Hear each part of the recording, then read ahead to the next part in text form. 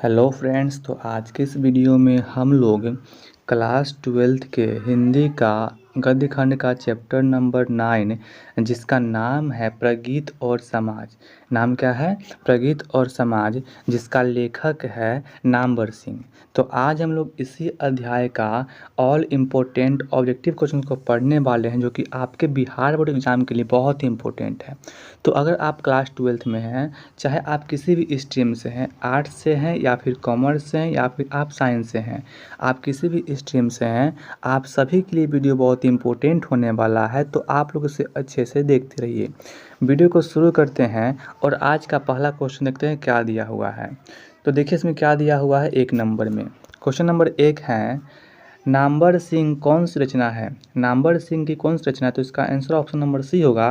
प्रगीत और समाज किसका है? नामवर सिंह का है। ठीक है, आगे बढ़ते हैं क्वेश्चन नंबर 2 में। इसमें दिया हुआ है, नामवर सिंह के गुरु कौन थे? तो इसका आंसर हो जाएगा option number B, Hazari Prasad Dwivedi, जो कि थे नामवर सिंह के गुरु थे। ठीक है, आगे बढ़ते हैं क्वेश्चन नंबर 3 में। इसमें दिया हुआ है, नामवर सिंह ने बीए और एमए की शिक्षा कहाँ से प्राप्त किए?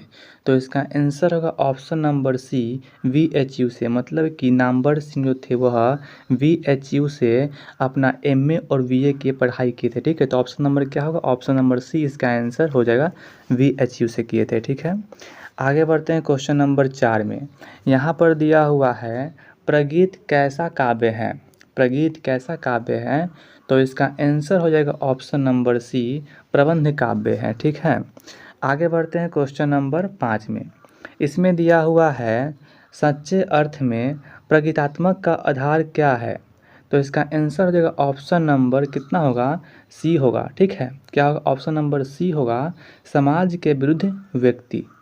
आगे बढ़ते हैं क्वेश्चन नंबर 6 में। यहाँ पर दिया हुआ है, पर किसने कहा? पर किसने यह सातों सागर के पार एकाकीपन से ही मानो हार, यह किस कवि के कविता का अंश है? मतलब कि जो यहाँ पर दिया हुआ है, सातों सागर के पार एकाकीपन की मानो हार, ये जो आपका काव्य है, यह किसका है? तो इसका आंसर हो जाएगा आपको option number A, Shamsher Bahadur Singh ji का है। ठीक है, आगे बढ़ते हैं क्वेश्चन नंबर 7 में। देखते हैं क्या दिया हुआ है।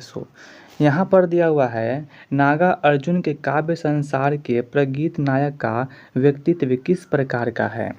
तो इसका आंसर होगा निस्वय फरक्कर। ठीक है, ऑप्शन नंबर सी इसका आंसर हो जाएगा। आगे बढ़ते हैं क्वेश्चन नंबर 8 में। देखते हैं क्या दिया हुआ है।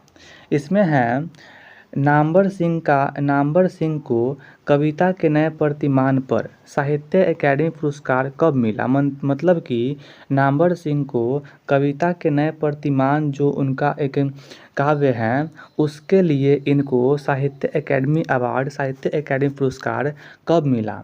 तो इसका आंसर होगा 1971 में। ऑप्शन नंबर बी इस क्वेश्चन का आंसर हो जाएगा 1971 में। ठीक है, आगे बढ़ते हैं क्वेश्चन नंबर 9 में। इसमें दिया हुआ है, तन गई रीढ़ किसकी कविता है? तन गई रीढ़ किसकी कविता है? तो इसका आंसर हो जाएगा आपको, पहला में है मुक्तिबोध, 2 में है त्रिलोचन और 3 में है नागा अर्जुन और 4 में है निराला।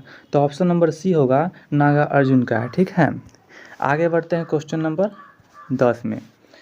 इसमें दिया हुआ है, दुनिया को हाथों की तरह। ठीक है, तो क्या दिया हुआ है? दुनिया को हाथों की तरह गर्म और सुंदर होना चाहिए, यह किस कवि की कविता का अंश है? तो इसका आंसर होगा option number A, Kedarnath ji का है। ठीक है, आगे बढ़ते हैं क्वेश्चन नंबर 11 में। इसमें दिया हुआ है, आचार्य रामचंद्र शुक्ल के काव्य सिद्धांत का आदर्श कौन सा काव्य है? तो इसका आंसर हो जाएगा आपको, प्रबंध काव्य है। ऑप्शन नंबर सी इस क्वेश्चन का आंसर हो जाएगा। ठीक है, आगे बढ़ते हैं क्वेश्चन नंबर 12 में। इसमें दिया हुआ है, सहर्ष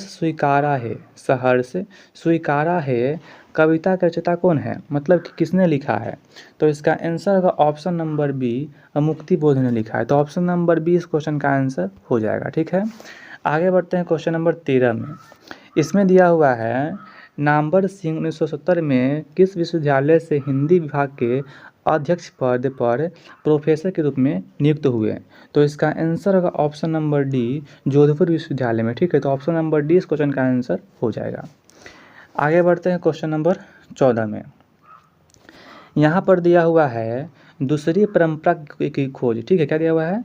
दूसरी परंपरा की खोज किसकी रचना है? तो इसका आंसर क्या होगा? ऑप्शन नंबर बी होगा, नामवर सिंह जी का है। ठीक है, आगे बढ़ते हैं क्वेश्चन नंबर 15 में। इसमें दिया हुआ है निम्नलिखित में कौन प्रलय की छाया के कवि हैं? तो इसका आंसर हो जाएगा आपको option number C, Jaishankar Prasad जो है वह किसका है? प्रलय की छाया के कवि है। ठीक है, आगे बढ़ते हैं क्वेश्चन नंबर 16 में। देखते हैं क्या दिया हुआ है। इसमें है तुलसीदास के रचयिता कौन है? तुलसीदास के रचयिता कौन है? तो इसका आंसर क्या होगा? ऑप्शन नंबर डी होगा, सूर्यकांत त्रिपाठी निराला। ठीक है, ऑप्शन नंबर डी होगा, सूर्यकांत त्रिपाठी निराला। ठीक है, आगे बढ़ते हैं। इसमें दिया हुआ है कविता के नए प्रतिमान के लेखक कौन है? बहुत सिंपल क्वेश्चन है। कविता के नए प्रतिमान के लेखक है Namvar Singh. Option number D इसका आंसर हो जाएगा। ठीक है, आगे बढ़ते हैं क्वेश्चन नंबर 18 में। यहाँ पर दिया हुआ है बाज की डाढ़ में आदमी का खून लग चुका है, यह किस कविता की पंक्ति है? तो इसका आंसर होगा ऑप्शन नंबर दिया हुआ ए में हिमालय, बी में है गरम हथेली और सी में दिया हुआ है आपका आह तुम्हारा सौंदर्य और डी में है तय तो यही था। तो ऑप्शन नंबर इसका आंसर क्या होगा? डी होगा, तय तो यही था। ठीक है, ऑप्शन नंबर डी इसका आंसर हो जाएगा। आगे बढ़ते हैं 19 नंबर में। यहाँ पर दिया हुआ है तुम लोगों से दूर हूँ किसका कविता है? तो इसका आंसर हो जाएगा मुक्ति बोध जी का है। तो ऑप्शन नंबर ए इसका आंसर हो जाएगा। ठीक है, आगे बढ़ते हैं 20 नंबर में। इसमें दिया हुआ है नामवर सिंह का जन्म कब हुआ था? तो इसका आंसर क्या होगा? 28 जुलाई 1927 में। तो ऑप्शन नंबर ए इसका आंसर हो जाएगा। ठीक है, आगे बढ़ते हैं क्वेश्चन नंबर 21 में। इसमें दिया हुआ है, इसमें क्या दिया हुआ है कि कौन सी पुस्तक नामवर सिंह जी का है? तो इसका आंसर हो जाएगा आपका पृथ्वीराज रासो। किनका है? तो नामवर सिंह जी का है। ठीक है, आगे बढ़ते हैं क्वेश्चन नंबर यहाँ पर जो लग रहा है इसका आंसर बी हमको लग रहा है नहीं होगा। ठीक है, तो इसका आंसर आप लोग छोड़ दीजिए, इसमें मैं कन्फ्यूज हूँ, इसको छोड़ देता हूँ। ठीक है, आगे बढ़ते हैं। आगे दिया हुआ है 22 नंबर में। यहाँ पर दिया हुआ है नामवर सिंह द्वारा लिखित प्रगीत और समाज क्या है? मतलब कि जो प्रगीत और समाज है वह क्या है?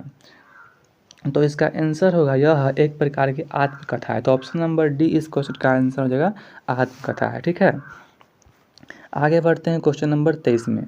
यहाँ पर दिया हुआ है नामवर सिंह को किस कृति पर साहित्य अकादमी पुरस्कार मिला है?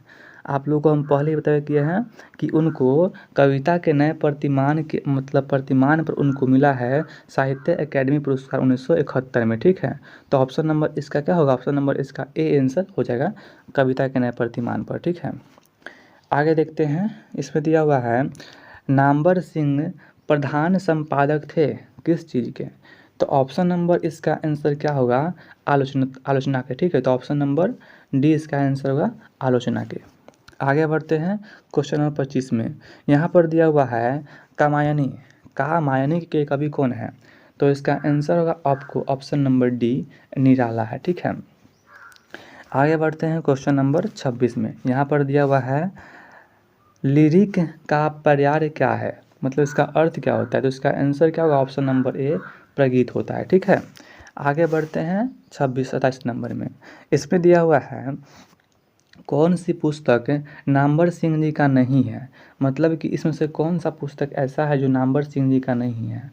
तो इकहा पहला में दिया हुआ है बकलम खुद उन्हीं का है, इतिहास और आलोचना उन्हीं का है। उसके बाद जो दिया हुआ है आपका ऑप्शन नंबर सी में तिरिक्ष इनका नहीं है।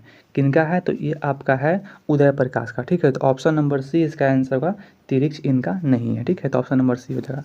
आगे बढ़ते हैं 28 में। यहाँ पर दिया हुआ है कि राम की शक्ति पूजा किसकी कविता है?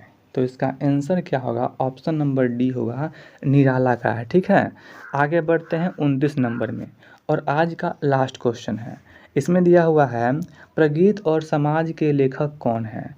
तो ये क्वेश्चन आप लोगों के लिए है, आप लोग इसका आंसर दीजिए, ठीक है, कि प्रगीत और समाज के लेखक कौन है, इसका कमेंट बॉक्स में, ठीक है। तो आज के इस वीडियो में इतना ही था। अगर आप लोगों को वीडियो अच्छा लगा होगा तो वीडियो को लाइक कर दीजिएगा और दोस्तों में शेयर कर दीजिएगा, और क्लास 12 की तैयारी करने के लिए चैनल को सब्सक्राइब करके ऑल में कर लीजिएगा, ताकि आप लोगों को वीडियो मिलता रहेगा। तो अब मिलते हैं अगले वीडियो में, तब तक के लिए धन्यवाद।